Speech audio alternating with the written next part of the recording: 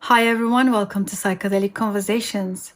This is your hub for engaging in deep conversations around serotonergic hallucinogens that alter perceptions, affect cognitive processes, induce mystical and spiritual experiences. Enjoy the show.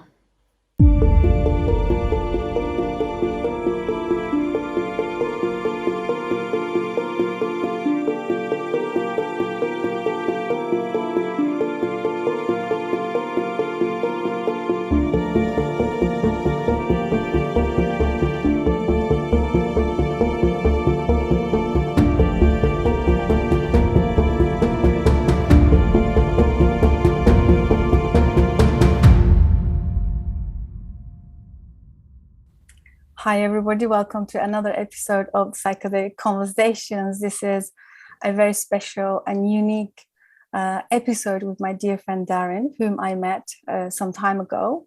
And he is a founder of Ayahuasca Integration Facebook community and Sacred Wine Tribe communities.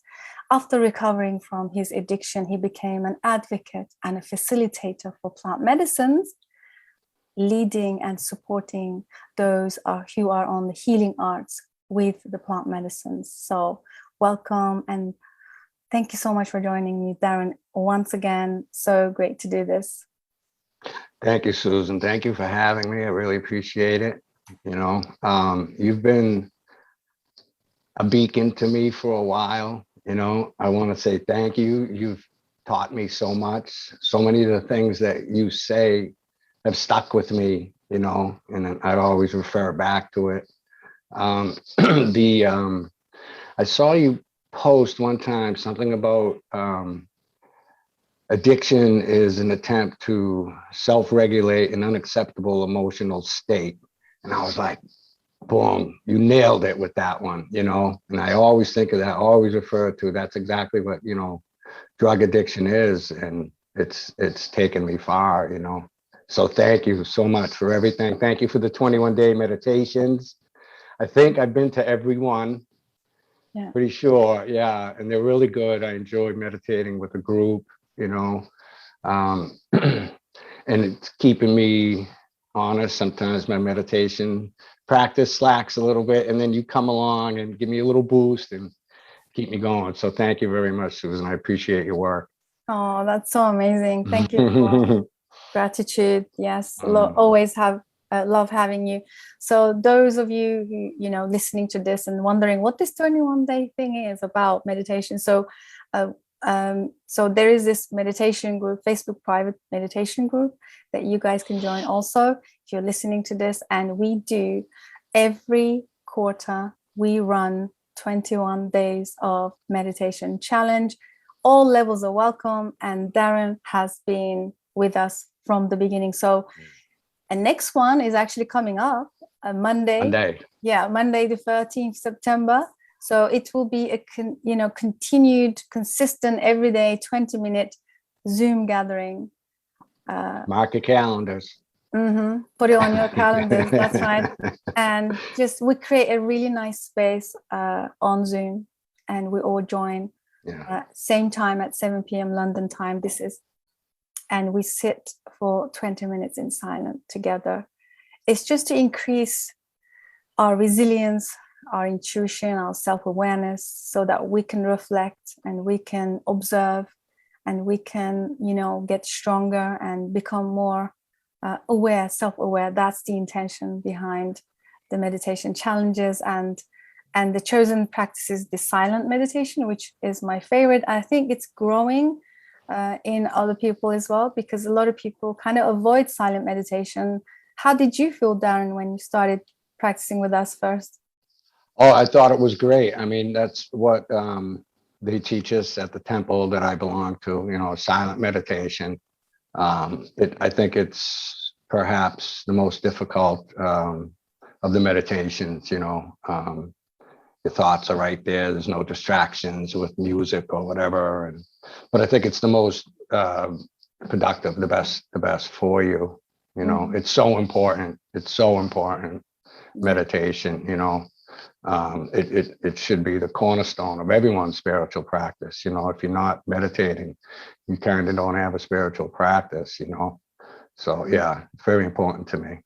I love that. Yeah, it is. Yeah, the silent version is like a very difficult one, especially for those of us who struggle with a lot of distractions in their environment and in their own inner states. You know, some of us, you know, we have these inner states where some call it ADHD, or you know, they just can't, unsettled, and they're kind of rigid in their inner state. So it's very difficult. Of course, there are reasons why this is the case, but it's just so beautiful to be able to come together, because accountability is amazing when it comes to these practices. That's why we created, that's how the meditation 21-day meditation challenge Facebook community was born, because we wanted to come together, create accountability, so that we sit together, so that everybody can join and build from their own. So yeah. In the fasting challenge too. Yeah. I've yet to join that. Yeah. Fasting scares me. I'm not very good at it, but I think I need a coach to kind of help me through it. But yeah. I'll join someday soon. Yeah, absolutely. So what we're planning to do is we want to bring it as one of the tools that used in the meditation group. So the meditation group basically is a place where we explore human potential, you know, tools that have been talked about, practiced for millennia. Especially fasting is not new. It's been around for God knows how many thousands of years. So and unfortunately in the West, you know, somehow when you say fasting, people automatically think of starvation, and it is not what it is, obviously. And what I would like to do is maybe like have group calls where we can go into it and explain what does it entail, how to prepare the mind, because it really is a mindset game than anything else. It's a psychological process than actually what the body goes through. Yeah. I mean, the benefits are definitely there. Like you said, they've been doing it for thousands of years or whatever. So I believe in it. I believe in it. Fasting is my favorite tool in especially growing in humility. It humbles us. Fasting humbles us, honestly. You're actually a really big practitioner. You're very experienced with fasting, aren't you? You do some pretty intense fasting regimens. That's amazing. Yeah, but I mean, it's not happened overnight, because again, this is something, you know, we build on, like meditation, you know, slowly we build on. And I began with intermittent fasting, which means I started delaying my breakfast, and automatically, you know, we're all wired to wake up first thing, reach for breakfast, reach for something to eat and drink. It's just so ingrained and conditioned in us that we do automatically without thinking. And the moment I brought my consciousness to it, that I'm going to skip breakfast at first, it was quite daunting at the beginning, because we're so conditioned, right? We've got to reach out to that food. And then this is how I began. And then slowly over a year, I began to build on that, eventually until when my mind and body kind of surrendered that, okay, this is the new regimen. That's it. This is what we're doing. Expect this. Yeah. Then I extended it to 2 p.m. Slowly. It's all like, I mean, looking back, I think it happened in several years. It wasn't a one jump thing. No. Right. Yeah, I'm sure. Yeah. I mean, I know I did a similar thing to you with delaying breakfast. You know, when I went for my pre-surgery appointment for my back, you know, they had me get on the scale, and I looked at the nurse and I said, "Your scale is wrong." And I went home and I weighed myself in my home scale, and I was like, wow, it wasn't wrong, you know. And I was like, geez. And so I set out to lose some weight, you know, and I lost like 10, 12 pounds. It took a little while. It took a little, discipline, but I did exactly that. Delayed the first meal of the day, smaller portions, but I think key. I really wasn't able to exercise because I was coming off of the surgery. But, patients, it seemed to me like the first couple of weeks, there really wasn't anything happening. Everything just seemed to stay the same. But then after the second, third week, I started to see the numbers go down. And, so I'm back at fighting weight now. Yeah, I love it. So this is like a great window to go into let's open a window here about, as we're speaking of the meditation practice, the fasting practice, we're not going to touch on the movement because that's another tool that I love, not in the sense of hardcore gym movement, like, joining a gym and then going for it with lifts and heavy weights, and or at least like kill ourselves with like group classes and all these what I call it, spinning classes and stuff like that. Yeah. But I'm a massive fan of the natural movement, the primal movements. And there are so many companies, like, either Portal is one of them. He founded the movement culture, which is great. And he advocates natural movement, meaning like lizard walking, spinal wave, stretching. Yeah. Interesting. Hanging on the rails, like the bar down, all those things. And then there's so many other companies kind of stepped in, and they've also taken position in the same space. Yeah. There's one particular I like, animal flow, they call it. That sounds interesting. Like duck walks and all this kind of, honestly, it's just, they say this is it, this is where it's at, It's a new thing. Okay. But it's the most beneficial for human body. This is how we're designed to move. Yeah. So, and again, let's go into plant medicine. Again, plant medicine is another tool, just like meditation. For me, it's always been no different than meditation, fasting, plant medicine, movement, nutrition, all goes hand in hand together. And definitely. Yeah. And of course, there is a little bit more intensity in the plant medicine tools, as a tool, as a teacher, again, for our evolution. But let's come back to your addiction, and how was that, and what was that journey for you like? It was a straight nightmare, Susan, for a very long time for me. Mm-hmm. I didn't want to be in that position, but I really didn't know how to escape. But then, it come to a point where, I just left my second wife, and like, family's upset with me, because I'm not doing the right thing. And finally, I just said, enough is enough. I left the wife, and I decided I'm going to go get some help, and I went into a rehab, and I got there, and it was like, you're here because nobody else wants you. By the time you get to this place, all your bridges have been burned, and it's like, so I started there, and I made my way around. I went to live in a halfway house in 2015, like May of 2015. I started this process, and from there is where I found my temple, the Buddhist temple, Ilwan. I joined that, and it was great. It was wonderful.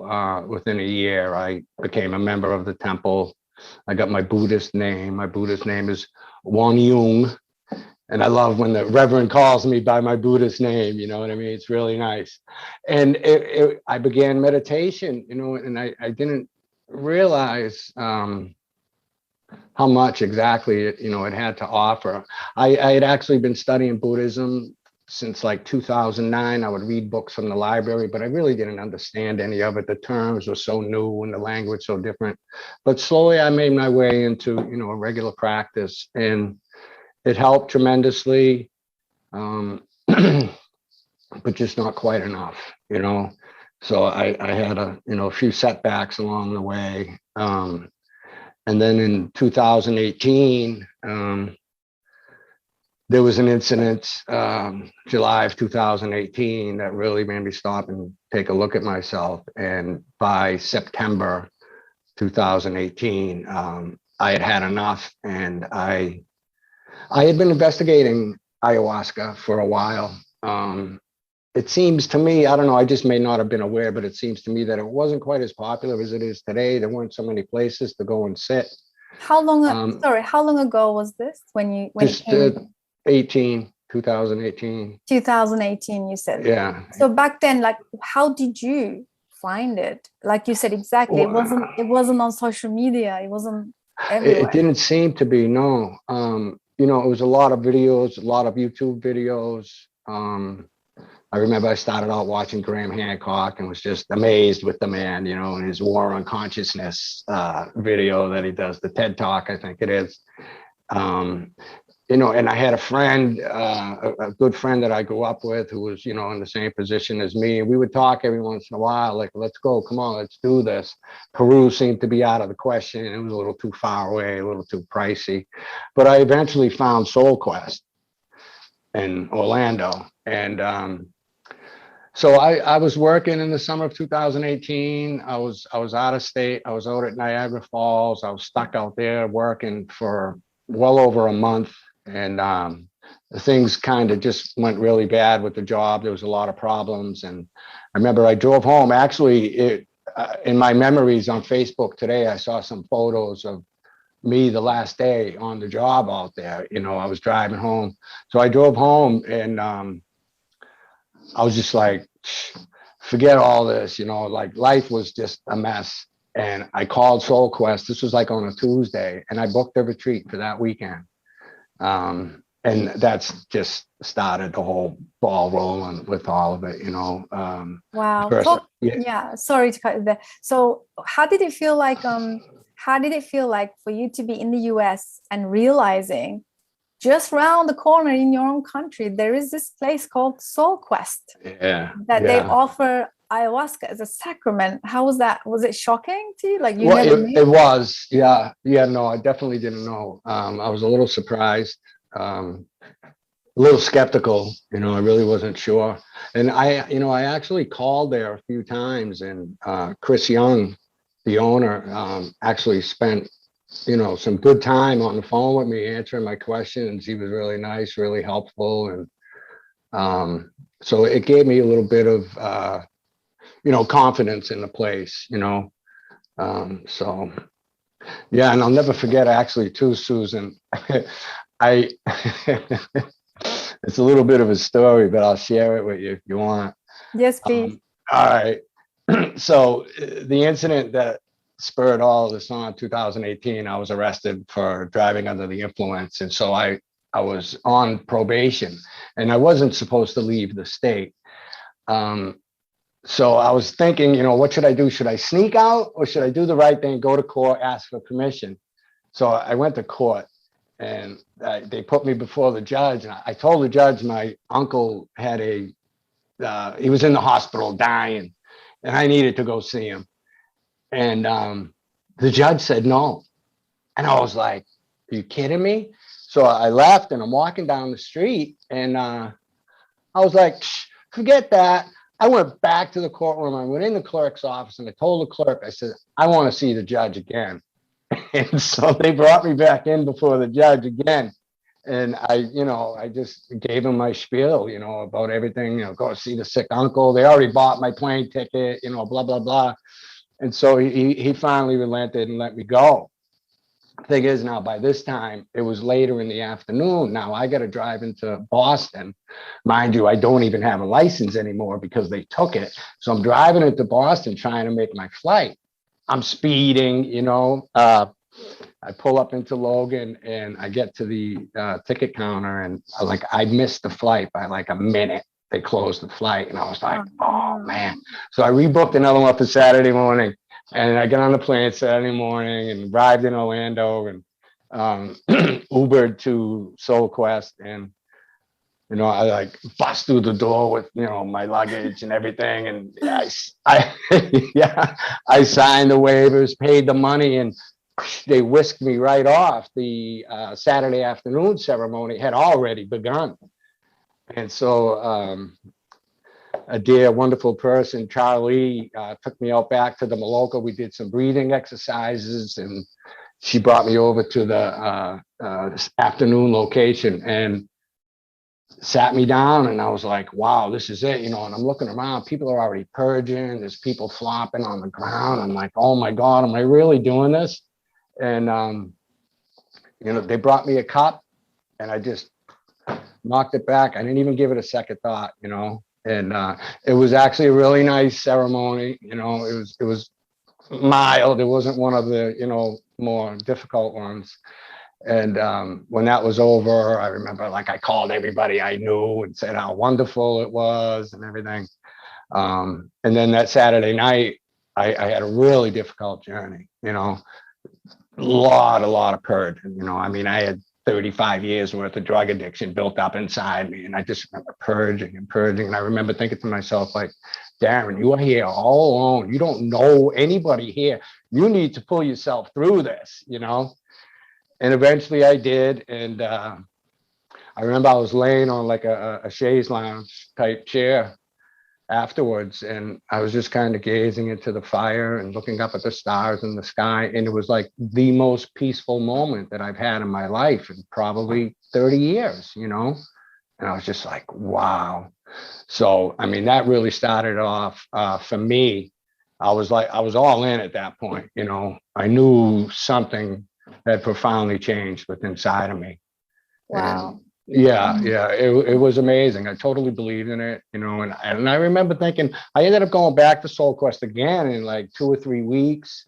When I came back the second time was when I started my meetup group, because I'm like, I'm all alone here. I don't know anybody who has any experience with this medicine. I kind of really need someone to talk to. So I started the meetup group in Boston, and I didn't even realize that I started it, and I didn't even look back at it. And then my girlfriend, Colleen, looked at it, and she was like, there's 45 people already in this group. And I'm like, what? So that kind of started things. I put together a small group from the meetup group, and we went back down to Soul Quest in the beginning of December. And I remember thinking early on, the medicine is very strong. The medicine has really deep and profound effects on people where they really dedicate themselves, to the medicine. And I remember thinking this is going to turn into a religion.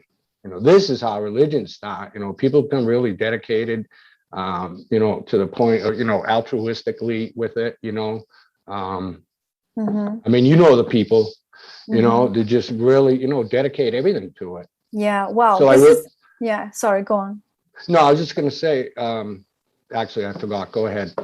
Sorry. I was just saying, this was such a great point you made, how the medicine, people, once they take ayahuasca, most of the time, I don't want to generalize it, because there are some people really resent it and they kind of run away from it. But on the most common cases, like you said, and there is a concept around this that we kind of have a little laugh about it, that once you take the medicine, you become the servant of the medicine. It's almost like you're dedicated now to not just serve yourself, heal yourself, become a better person, but now you feel like you have this under this responsibility, obligated to share, serving and holding space and spreading the messages. It's crazy how, and we always say they recruit the person to serve for greater good.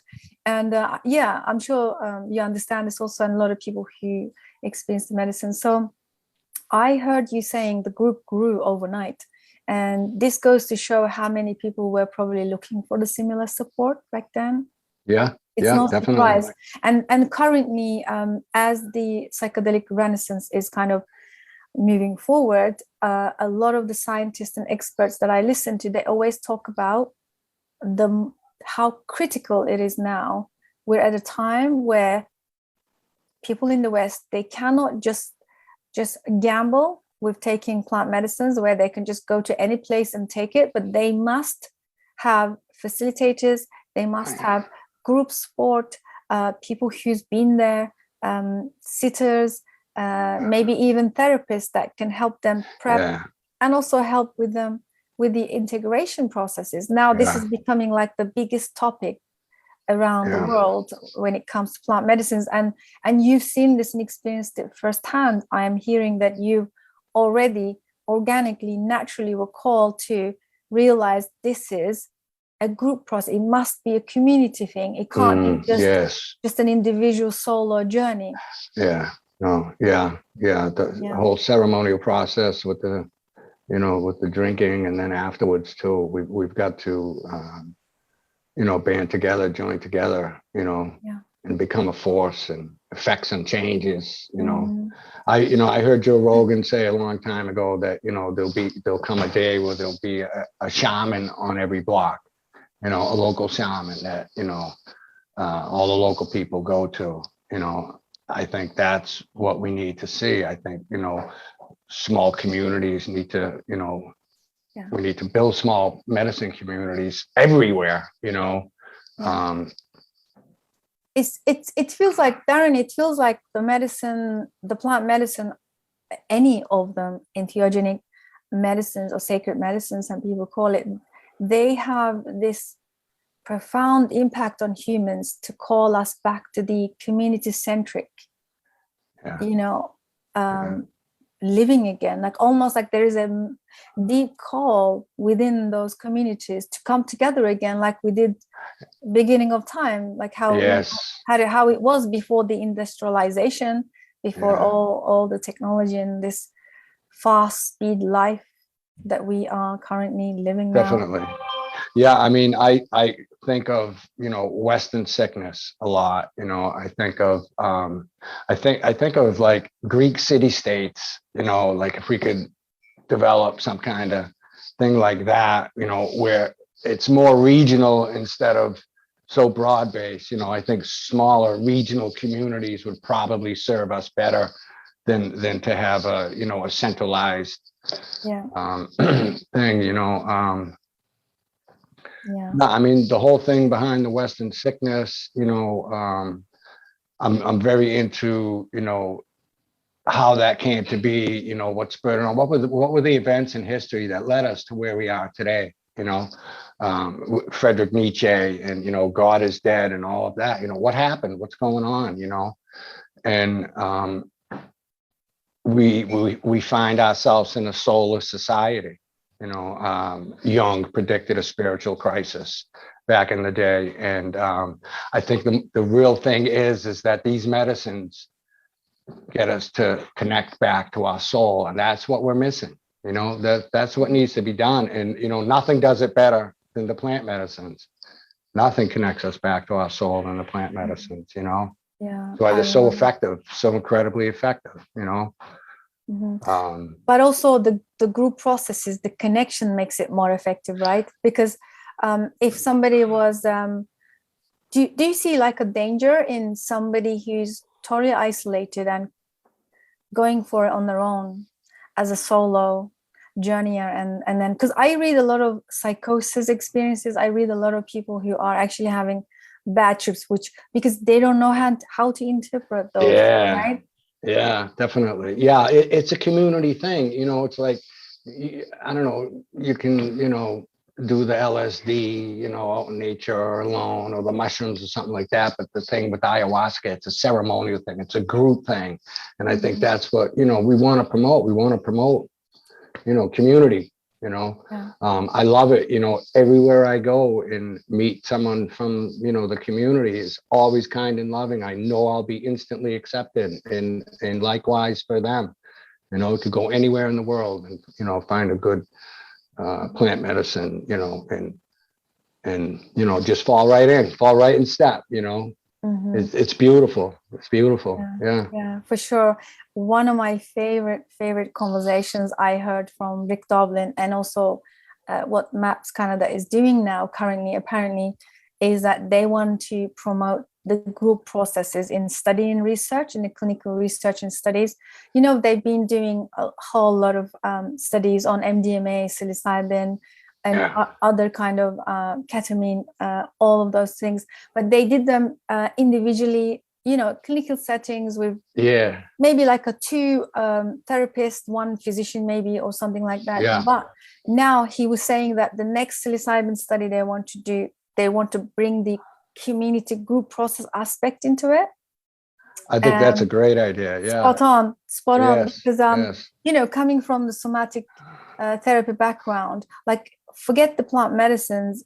In terms of for therapy to be effective, the person needs to feel supported, belong to a safe container, and also with, as you know, we talk about a lot of nervous system regulation. If we come together with like-minded people where they feel safe and not judged, suddenly our nervous system relaxes and allows the healing or the changes to happen. So again, I can just see why the indigenous or the traditionally the medicines were practiced in a group setting ceremonially, and it's no brainer, isn't it? It's just, this is how it needs to be done. I mean, there's definitely something to be said to, stepping out in faith and going to do this medicine within a group of people, make yourself vulnerable in that way, definitely. I wasn't aware of they're trying to do it in a group setting. That's good. That's good to hear. Yeah, we're doing everything, Susan. I mean, there's people out there, everyone's working for this medicine, you know what I mean? They really are. So absolutely. So just coming back to your current and most recent experience, you traveled to Mexico. We were in Tecate, Mexico, group of us, pretty good sized group of us. I think there was like about 23 there. And we had an amazing weekend, really amazing weekend. The woman facilitating, her name is Brenda. She's from actually Mexico City. She has a practice there. She's a psychedelic therapist or whatever, and she has a practice, and they, do their thing there. But we've convinced her to come closer to us and facilitate for us, and she's really amazing. Because she spends the time, she'll talk to us for 45 minutes, an hour before ceremony, teaching us, telling us what's going on, what we need to do. So many places that I sat, the shaman doesn't even speak English. No teaching involved at all with it, and it served the medicine, and then the shaman's off to his next city the following day. This woman stays with us. She's a professional. I think, ideal situation that she's into the plant medicine. She also has her degree in psychology, whatever it is, you know what I mean? And she has, a very loyal following. She does things a little bit differently than a lot of the other places I've been to, which seemed, to be fine. What we do, Susan, is we drink on Friday night, like 9 o'clock or so, things begin. And then Saturday afternoon at 3 in the afternoon, and then Sunday morning at 8. So we get 3 in a weekend, which I think is really good. Wow. It seems to work. Weekend. It must be quite intense. It takes a little bit out of you naturally, but and she'll serve us food. She'll serve us like a light soup or something just a couple hours before ceremony and say, you need your strength to get through this, as opposed to the more common, fasting for 6 hours prior to, she's wonderful. She's there with her children, a daughter and a son help her. And she's really good because she'll sit there through the whole ceremony, banging her drum and singing the entire time, And she just sits there happy as a clam, singing. And she's really good. She's really good. Mm-hmm. All good people from all over the place, all over the country, all over Mexico. Yeah. Is And this, this is not your first time in Mexico, is it? Is this your first no, time? it's actually It the is. second time. I actually, I mean, I went back to this woman because, we liked her so much, and people say to me, you're paying all this money to go sit, when you could do it anytime you want at home. And I'm like, well, yeah, but she's really good. And, when I'm at home with the medicine, I usually have responsibility. When I go there, I'm just, I'm a participant laying on the floor, with no worries. So exactly. I think everybody needs to do their own work. Doesn't matter if they are holding space or facilitating. This is also traditionally, recommended. Like a lot of the shamans that I know and in person, they always have to do their own work, where they go and take a month away or 2 or however long to continue their own processes as well. So this is so crucial, right? Yeah. And also I like what you said. One thing is that, yes, we do love the community processes. We do love all the gathering and ceremonial, but sometimes you just got to go and experience it in different settings, right? Different ways. And different approaches, just to see, because this is another thing that I need to point out here, that we need to get rid of this idea that you drink the medicine one time and you're done. There is no such thing, right? No. You can drink it as many times you need, as much as you need, until you come to a place of peace and acceptance. Because the work is infinite. Definitely, yeah. The lessons don't stop. It's never done. I mean, and I've been doing a lot of thinking about that recently, and I kind of equated it to like, signing up to go to college and going one day and saying, oh, it was great, and not go back. No, you gotta, you know what I mean? You gotta follow it through. It's a practice, it's a path. You're gonna be on it for a while, or at least, that's my opinion. Exactly. Yeah, stay with it, drink, And I always tell the people, like Santo Daime, they drink twice a month or whatever it may be. Like, you need to drink, Yeah, I've heard a couple of my connections where also they went on a program where they had to drink for a year every Saturday. Really? Wow, nice. Nice. Where do I sign up? Yeah, exactly. So it just kind of goes to show how serious the self-work is, and it shouldn't be taken lightly, and it shouldn't be, and the expectations of like sitting in one ceremony and healing is just so out there and unreachable, and it's crazy to think. So because we don't know what's going to come up, we're dealing with unconscious suppressed emotions and whatever's locked in there, you don't know what's going to come up. And that's why I love the community-centric aspect of it, so that we can receive support and support others while they go through their journey as well. So this is amazing. Darren, I have a few personal questions to you. Okay. What was the most hardest and difficult thing you had to deal with in your plant medicine journey? My situation with my daughter. A lot of times I would become extremely agitated, frustrated with the whole process. But I, with the help of the plant medicine, I stayed true to my sobriety.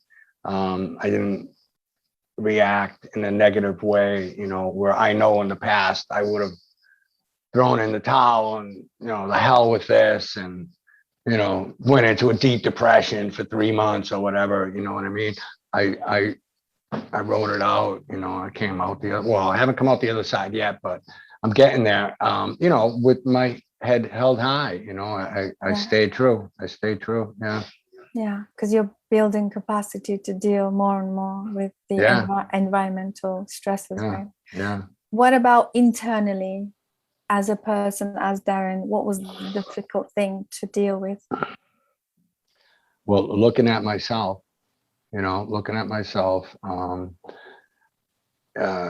it's funny because we pulled cards in Mexico last weekend, and the card I pulled, which was like so spot on, was humiliation.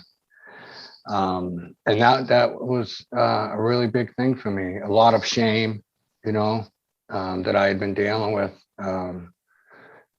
since a child, the family dynamic being what it was, my mother, who she was raised by, my father, who he was raised by, come down to me.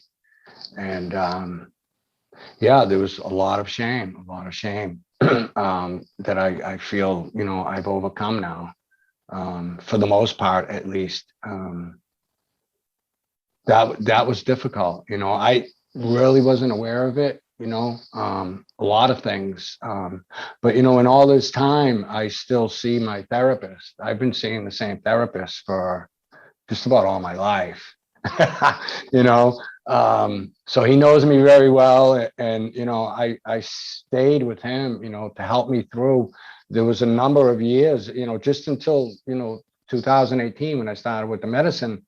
Prior to that, I was like, this is bullshit, but with patients and regular visits, I began to see what it was that this therapy was trying to do, simply in a nutshell, make the unconscious conscious, but, in developing trust with the man. And, but, yeah, I mean, it's really been helpful. I know, like, in the AA community, they'll give psychologists, a bad rap, oh, we tried psychotherapy and it didn't work. But you know what? If you use it properly, if you use it as it's supposed to be used, it can be very helpful, and I remember speaking with the therapist, and he was like, Darren, he says, this isn't the tip of the iceberg. He says, this is the whole iceberg, and I felt great, like we really had a breakthrough, he was saying, like, yeah, like, you got this, you see what's going on. Yeah, it's been very helpful. Wow. It just goes to show how important it is to be open to receiving the support, because as we said earlier, in the West, we have different requirements. We have different needs than somebody maybe living in Peru who grow up with the medicine and they get it. It's for them, it's second nature. They drink it, they lie down. They know they need to surrender. They know they need to be humble. They, most generalizing here, but those cultures, they kind of accept it as their part of their life, and it's just different. And in the West, we have to learn all of these things. And I remember my shaman used to also share a couple of things where people used to come into the ceremony and say, okay, so when do we get high? So when do we start? When do I start tripping? Oh, geez. Yeah. So there's a lot to be learned and a lot of education and information, and we need to be so informed right now, especially as, again, you said earlier, it's becoming mainstream before our eyes. And I think if we can be educated well enough and mature about these medicines, then I think the younger generation has a better chance of coming into it more mature, responsible. Yeah, and they need it too, that younger generation, boy. So I have another question. Okay. Apart from learning to be patient, what other skills you need to learn during your processes? Like, what was it like to go through the process of recovery? It's a very deep work, takes a lot of courage, so I want to congratulate you also for doing the work. Thank you. What are the things that you needed to learn that you wasn't really paying attention before?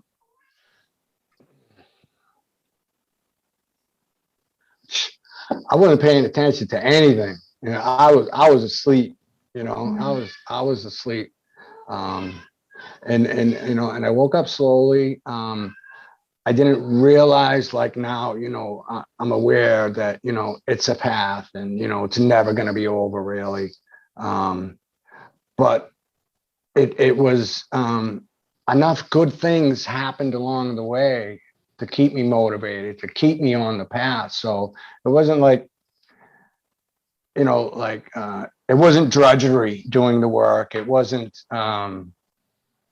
it was enjoyable, and each step along the way, I gained more confidence and learned new things. I think if I had known it was going to take a few years to get to this point, I probably would have said, forget it, but so, you know, so there were the rewards along the way, you know, that kept me going, you know, and now I got a few years under my belt. I see you know, how it's a path and how it's a slow growth. You know, there's so much that needs to be learned, you know. I picked up from Temple, they always saying, study everything. You know, you need to know everything about everything, you know. It's so important. And they always drive home, you know, since the time of your birth, you've been having things piled on you. You know, you need to learn how to shed that stuff. You know, that takes a while to understand, or at least it did for me, you know. Things that they would say to me when I first joined, you know, kind of would go in one ear and out the other. But now, a couple of years down the road, a few years down the road, it's beginning to make sense. And I see, you know, I remember, you know, we do a chant. And one day I was, listen, I mean, I've said it, you know, probably hundreds of times. And then this one particular day, I was like, they're talking about a non-dual experience. That's exactly what they're talking about, you know, and it hit me, you know. Yeah. So yeah, I mean, it's like, be patient, you know, enjoy the journey along the way. Yeah, all that stuff. And what was the most difficult thing you had to say to somebody who just came to you for advice, and also with a lot of expectations for drinking ayahuasca? You must get a lot of cases where people come to you with all these kind of questions and expectations. Yeah. I mean, I do. I get a lot of people from Facebook that, you know, will reach out, and I love it because that's what I do.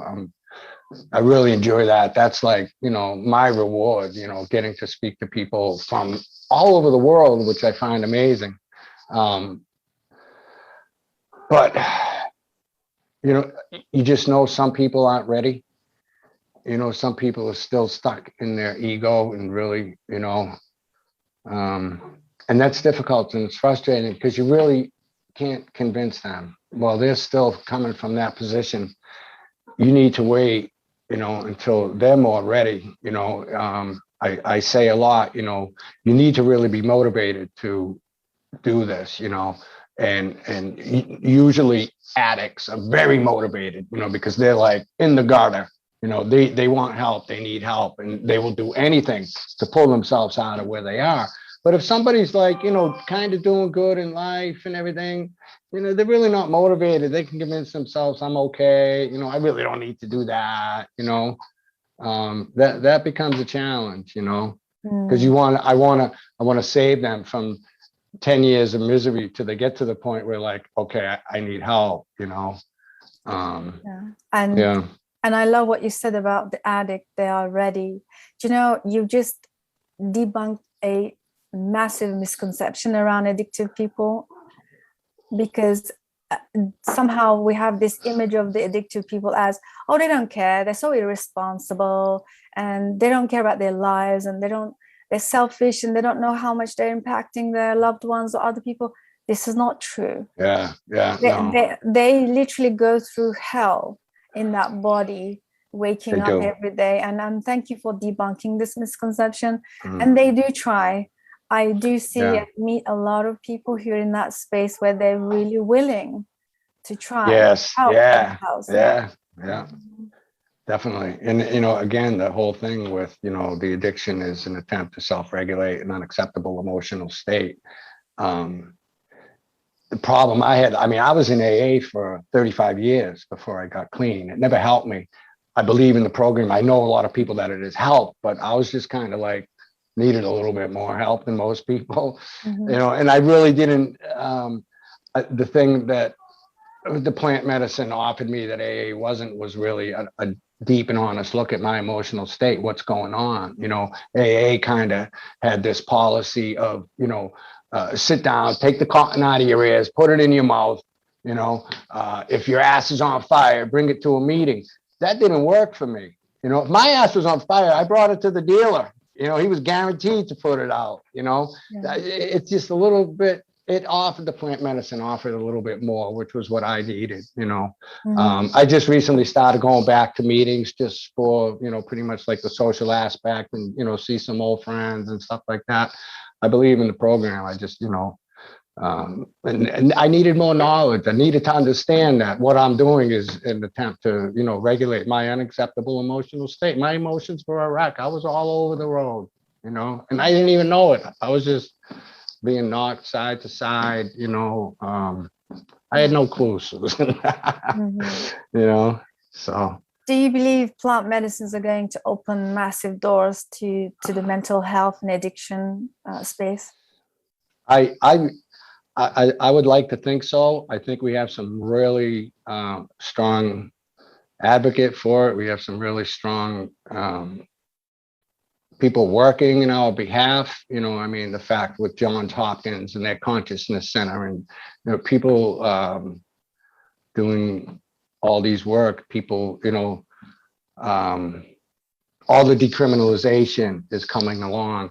The mushroom stocks are going to be a big help. You know, people are going to push these mushroom stocks through because it's a way for them to make money. But who cares? Whatever it takes to get it in place, you know, and make this as common as Prozac. Yeah, I think we've got a really good shot. I really do. You know, I think you know, we need some politicians on our side to affect some change. You know, I think Biden's son sitting with the toad was a huge testimony for, you know, our cause. Who else was I going to say? But yeah, you know, I mean, things like that slowly, it's going to take time. It's going to take time, but I believe it will happen. I believe it will happen. Definitely. Yeah. And also congratulations to you guys in the US, because you amazing work. You guys just pushing forward. I think leading this renaissance for sure. Good. Glad to hear that. Mm-hmm. Glad to hear that. Yeah, we're crazy over here, Susan. No breaks. No breaks. You know what I mean? Yeah. So now, and also I am currently observing a lot of organizations really kind of stepping up. As you said, if the stocks are going to shot high, and then if the decriminalization will take place sooner than expected, then I now observe that there are organizations also pushing the educational side. Every day they are beginning to create like harm reduction journals, manuals, harm reduction courses, programs, and there is this app now currently, Fireside.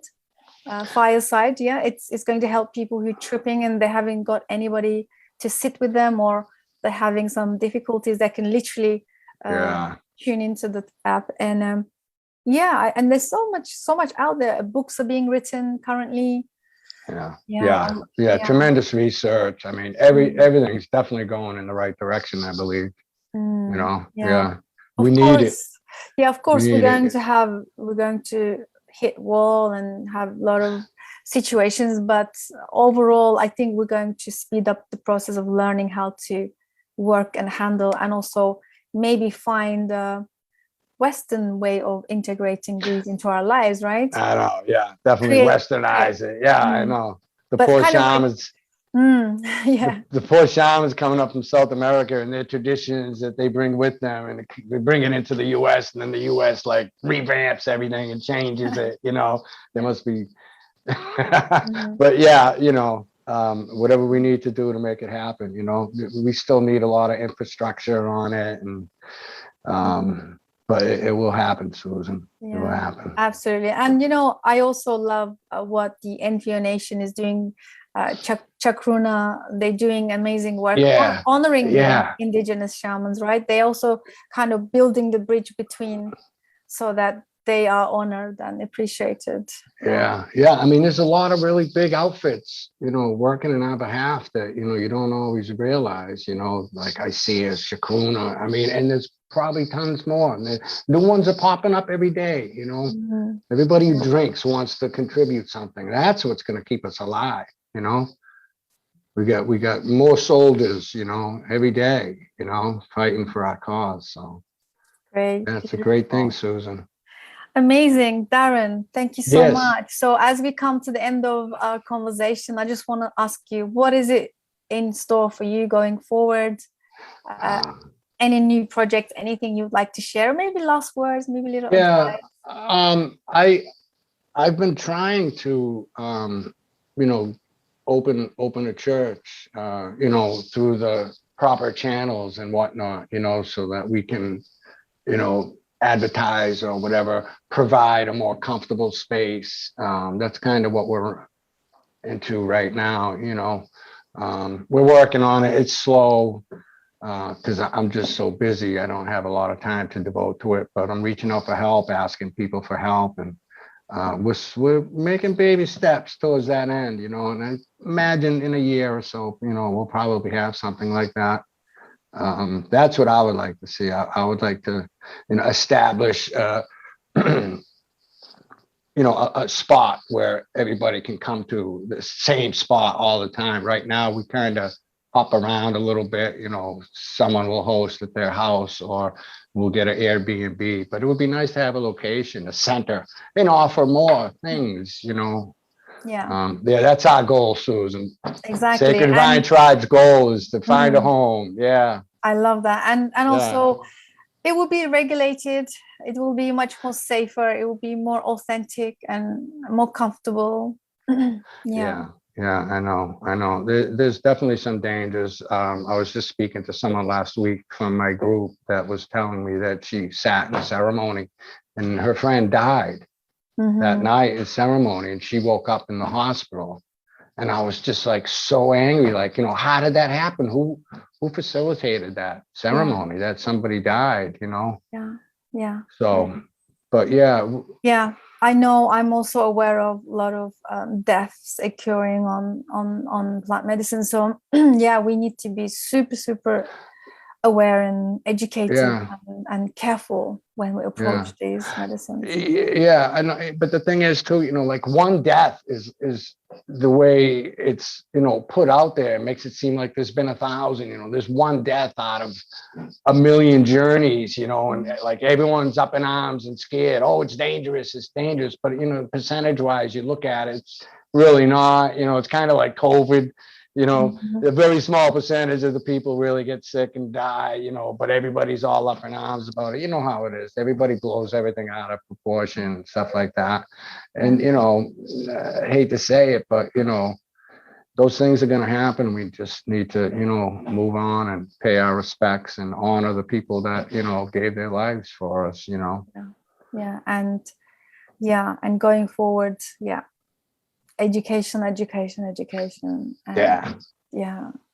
be informed and really approach them super carefully and mature and responsibly. Amazing. Thank you so much, Darren, for sharing this space with me and also sharing your story. Thank you for having me. You're welcome. And we'll be adding your group links and sharing the information if people want to connect with you and ask you any questions around, if they have any questions, any information they'd like to find out from you, especially those in the US would be amazing. Yeah, I'm always here. This is what I do full time, 24/7. So reach out. Amazing. Yeah. Amazing. Thank you so much, Susan. Thank you for all the work you're doing, and thank you. Appreciate you. Amazing. Thank you so much, everybody, for tuning in. Hope you guys enjoyed this episode, and I will see you guys on the next one. Much love. Bye for now. Thank you.